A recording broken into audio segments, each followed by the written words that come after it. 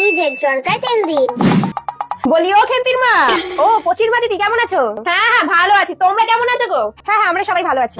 আবার চলে এসেছে কুটকাচালি করতে। তা খেন্তির মা, মেয়ের বয়স কত হলো? আমার মেয়ে এই তো কদিন পরে 20-তে পা দেবে। ও মা, 20 হয়ে গেছে? মেয়েকে এখনো ঘরে বসিয়ে রেখেছো কেন গো? বেথা দাও এবার। বাচ্চা মেয়ে এখন বিয়ের কথা কি ভাববো? ধাড়ি মেয়ে হয়ে গেছে আর বাচ্চা বাচ্চা করো না তো।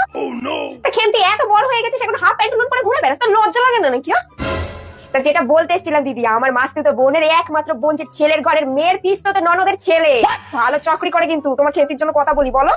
মেয়ে ধরি হয়ে গেছে, বেটা দিয়েই দাও, আমি ফ্রিতে না ঘটকালিটা পরেই দেবো। আই খান্তি, কোথায় যাচ্ছিস রে? আমি এখনই আসছি কাকিমা। তোমার মেয়ে আমার কোথায় চলে গেল? ও এখনই চলে আসবে খন। আমার কথাটা কিন্তু ভেবে দেখো। হ্যাঁ আচ্ছা আচ্ছা ঠিক আছে, ভেবে দেখবো খন। ঠিক আছে ভেবে দেখবো খন। কাকিমা এই নাও, তোমার জন্য তেল এনেছি। তেল দিয়ে আমি কি করবো খেন্তি? যাও এবার বাড়িতে গিয়ে তেলটা দিয়ে নিজের চরকায় তেল দাও। আমি এখন যাই গো খেন্তির মা, আমার বিয়ে দিতে এসেছিল না, ভালো শিক্ষা পেয়েছে আজকে।